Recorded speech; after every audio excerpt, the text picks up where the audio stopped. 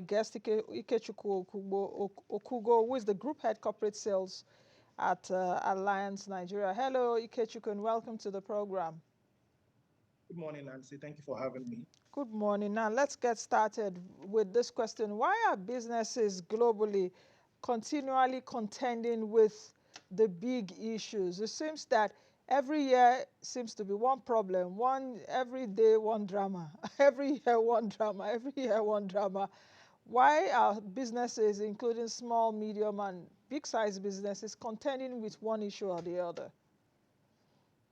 Okay, thank you. So in our everyday life, we have a lot of activities that we do, and inherent in those activities are risk. Risk is everywhere, either small or large risk. You have risk in everything you're doing. So businesses will be definitely concerned about risk that is happening everywhere. Some risk could be smaller risk, some risk could be larger risk. But if you look at it from a global point of view, there is no small or large risk because every risk seems to be connected to what we do every day. On a global scale, you see many countries are still struggling on how to handle major risks, particularly cyber. They are also struggling on how to handle macroeconomic risk as well as inflation risk. That's things that affect their everyday business. So it's not just other countries outside the world. Even our local country, Nigeria, we are still grappling with how to manage this risk. Now, there are different things you could do when it comes to risk. You could either avoid those risks, and trying to avoid those risks could come at a cost for your business. You could also try to manage that risk, maybe try and manage it, see how it can be conducive for you to handle it going forward, or you could transfer that risk. Then in the means of transfer, that's where specialist companies like Allianz do come into play, and they help you navigate those risks that you face in your businesses. Now, what are the top risks that are facing companies globally? Let's take a look at that. When I read your report, I also saw that some risks were top risers. Perhaps they were in the bottom before they rose this year. And why are we seeing that? So let's take a bit globally before we come down to Nigeria. Okay, so on a global scale, the two major risks have remained in the same position for some years. The first is cyber, and the second one happens to be the macroeconomic risk. So cyber happens to be a major risk that people are grappling with. Many companies are grappling with it because many companies are having third-party data.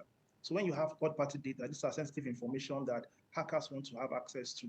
Because once they have access to third-party data, they are able to manipulate it and ensure that they make gains from those kind of data. So companies are scared of having their reputation at stake because if hackers get into their data center and get the information from them, it makes their company no longer reliable and trustworthy. So they are investing a lot in cybersecurity.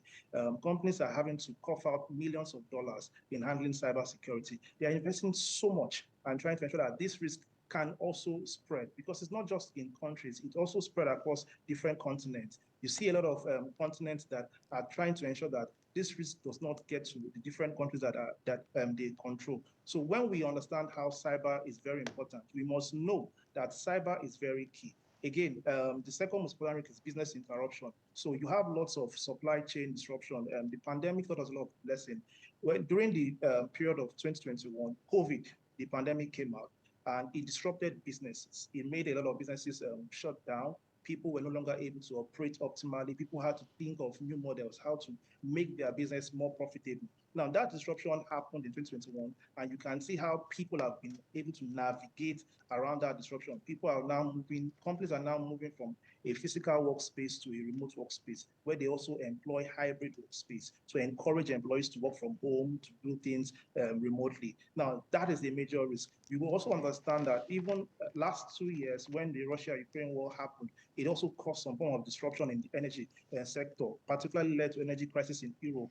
Now, that crisis also affected us in Nigeria, in Africa, because we depended on Ukraine for certain raw materials that we needed for our own production. So the risks are globally and they affect every country, either you choose to accept it or not. So those are the two major risks that the global world has continued to see remain there, and we continue to see those risks be a major force even as we go in 2024. So Ikechukwu, if you take a look at the risk which you've told me now, my next question is that really how do these risks affect customers and insurance companies alike, such as you, even the brokers, because I can assume or I can imagine that cost will also increase, cost of perhaps cover, or a diversification of different covers. Okay, thank you for that question. So, every business, when they are trying to understand their risk profile, they want to protect their assets, they want to protect their liabilities. So, if you're operating in a terrain, you want to ensure that all the assets that you have, either physical or intangible assets, are well protected, and every liability that you are exposed to, you protect them. Now, in the course of the operation, there could be some form of disruption. Now, COVID led to disruption. So people were having a normal work life had to be disrupted. And that led to some form of business interruption policies that insurance companies had to cater for. So even in the insurance industries, we are affected by those kind of risks. So where we know that cyber risk, for example, cyber risk as well is prone to business interruption, where you have a cyber breach, the company is no longer able to operate, they are losing profits, they are losing margins, and they need to be compensated for. Insurance companies have to take on that liability, not just in Nigeria, outside the country, in many countries, insurance companies have to take on that liability to ensure that the business does not suffer much loss compared to where they were before. So it's something that we take very seriously in insurance. We understand how this risk affect our own operating model. We understand how this risk affect the customers that we serve, and we try to ensure that we are always we're always mitigating those risks for our customers at every given point. And that's why this report, we always try to bring it to our customers. We want to show businesses what is happening, how you can also solve these cyber problems, what are the things we needed to do. If there's a cyber incident, quickly make some reports, report cyber incident to us at every given point in time, so that the large losses don't become large as they go by. So we encourage businesses to ensure that when we have this kind of event unfolding, they are able to communicate, they are able to ensure that people, like the insurance companies, understand what they are doing and can help them intervene where necessary. Let's talk about some of the major risks in Nigeria. When I was taking a look at your top 10, I saw, of course, cyber incidents, macroeconomic development. Of course, we are all battling with inflation and monetary policy, not deflation. We don't really have deflation in Nigeria. If we have deflation, that would be another issue. Market development, theft, fraud, corruption. So just speak to me about some of these major risks that are affecting businesses in Nigeria, and how can business people that are watching right now mitigate against those risks? What can they do in order to avoid, these risks? Okay, thank you. So Nigeria seems to be peculiar. Out of the top 10 risks, two major risks feature as new risk. These risks were not there before, but they feature as new risk. The first risk that features as a new one is technology, new technology. That happens to be something that I really love talking about. We don't necessarily, or we don't think that technology is a major part of what we do, but it is actually playing a major role. Now, for example, when we talk about technology, let's look at electronic vehicles. Now, last year, in 2023, the president resumed office, and he then made a proclamation around subsidy, removal of subsidy. Now, that made the price of PMS move up from where it was to about 630, or whatever the range is now. Now, a particular electronic vehicle company was planning to come into Nigeria last year, trying to build an assembly plant somewhere in the Bedouin. But when the subsidy news rocked the town, it happened to, it showed us that people were going to spend so much on fossil fuel, that's the crude oil. And that was why they had to be a shift from what we used to depend on. So a lot of airlines started buying the electric vehicles, and the company fast-tracked their plan to ensure that they are able to invest better in Nigeria. So we might not see that's importance right now. But as we go on in this year, we'll see people navigate. People are moving, they're shifting from the use of the typical energy source, which is the PMS, and people are navigating to other renewable energies. Now, another risk that would come up very strongly in Nigeria is market expansion. Now, we know that the legislation that the Nigerian government is doing is such that we're introducing new reforms, new policy. The president mentioned something. He said, we're going to aggressively grow the economy, right? We're going to aggressively grow the economy. We're going to also ensure that the tax to GDP ratio moves from about 8 to 10% to 18%. Now, that is massive. When you do that, you can understand what impact that would have on people. Inflation is biting hard, 18%, so 28%.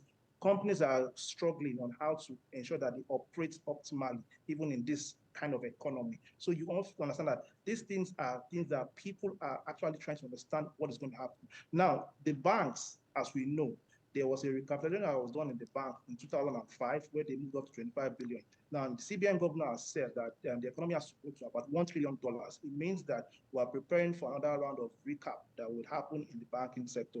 Now, what this means is that there's going to be a lot of pressure on businesses to remain agile. Businesses will have to ensure that they are able to cope in this economy. They are going to be able to, they need to show that they're able to cope in this economy for the year 2024. Everybody needs to understand that their way of doing business has to change. They have to be more flexible. They need to have some scenario planning. You need to understand what works for your business, how it's going to work for you, and ensure that people are not affected by this risk that you're going to face in your business going forward. Mm. So with this report that you normally release at the beginning of the year, I'm actually curious to know how you engage with perhaps businesses so that they can understand what this report is. It's not just about releasing reports every year, and for people like us that can read, that can study, or for shows like this, you come on board, you speak sometimes. How do you really engage the businesses? Because it takes a lot to do this kind of report from over 3,069 specialists, risk specialists across the world. So how do you cascade that information that it really moves down? Because at the end of the day, if they don't get this information, you come back tomorrow, it will be as if there's really no impact. Yeah. So we invest a lot in media. We try to ensure that we cover this information across different media platforms. We invest a lot in trying to communicate this information to businesses. So we also invest in organizing workshops for businesses to show them how this risk impacts their operations. We also go out on direct discussions with them. We engage forums where businesses can also share their thoughts, their insights as to what affects them, not just the large businesses, also the medium businesses, the small businesses. So we invest so much in trying to ensure that this is well covered. There's a wide coverage of this information. So this risk is across 92 countries, and we try to ensure that not just in Nigeria, we share that information across everywhere that we operate in. So Allianz is a global brand. We operate in over 70 countries, and we try to ensure that where people are gathered, where businesses operate, we give them that insight. We show them how they can plan for this risk. Now, we encourage businesses to ensure that they have an open communication. Right? I mean, when you're operating, you need to be open with your stakeholders. You need to ensure that you are communicating at all times, and that's what we also strive to do at Allianz, where we communicate with them on a daily basis, on a regular basis, to let them know what risk that they would face and how they can mitigate such. So the forums are always organized. In Nigeria, we know that these risks are imminent. We cannot avoid them. We cannot scare away from them. We just have to brace up and face them. We need to be prepared strong for Nigeria this 2024. We need to ensure that we are well covered in terms of mitigating of our risk. And that's what specialists company like Allianz tries to do. We try to ensure that that risk that you are foreseen or that you don't even foresee, we're able to take it away from you and make sure that you are well protected. We protect your assets. We also ensure that your liabilities are minimally exposed. So if you see the supply chain disruption, you would also understand that during the NSAS period, a lot of properties were vandalized, a lot of businesses shut down. We had this kind of issues that made a lot of people lose their jobs. So we want to assure people that you don't have to wait for it to happen before you know what to do, but you need to let us come to your rescue and help you get this thing done.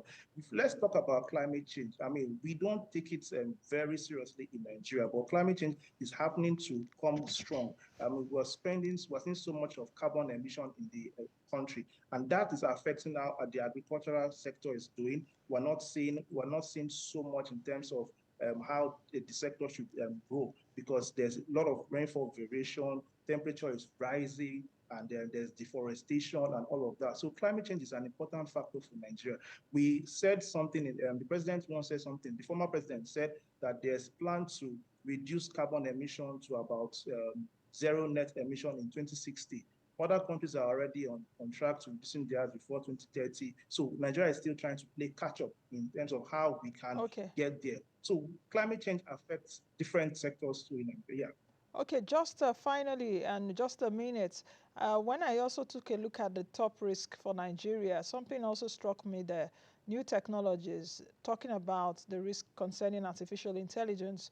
I want you to talk about that because I even discussed artificial intelligence on the show last week, the risk and perhaps even the merit. So, why is this featuring as a top risk in Nigeria? And your final word as we close. Oh, thank you. So, artificial intelligence is something that Nigerians are coming to understand now. So, in 2021, 2021, we had the pandemic. So, just after the pandemic, 2021, a major technology company that we used to know as Facebook, we branded as Meta. Now, people should have been curious. Why did Facebook brand as Meta?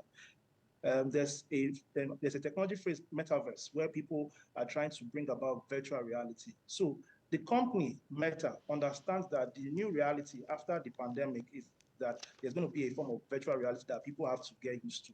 So Meta came into Nigeria last year. They invested in a program and they did some workshop for Nigerian content users so that they could commercialize that content. Now, it is happening right now. 5G is promoting that, and we're seeing a lot of people, a lot of companies buying into the metaverse. We see MTN buying into the metaverse. We see a lot of companies investing into the metaverse. Meta currently knows what their roadmap is, and it's also going to affect us in Nigeria. Now, typically in Nigeria, we should not be playing catch up to technology. Rather, we should be ahead of technology, or we should be at par with technology. If we wait for it to come to the time that we have to be importing technology, it will come at a very huge cost for us in Nigeria. So we need to be prepared and brace up for technology. Like I said, artificial intelligence, connected vehicles, you see a lot of people buying electric vehicles right now. That's because people are shifting from fossil fuel to greener sort of energy. People are shifting to renewable energy. You need to understand that Nigeria is not where it should be in terms of technology, but we need to build that policy. Okay. I think we'll leave it at that. Thank you very much for joining.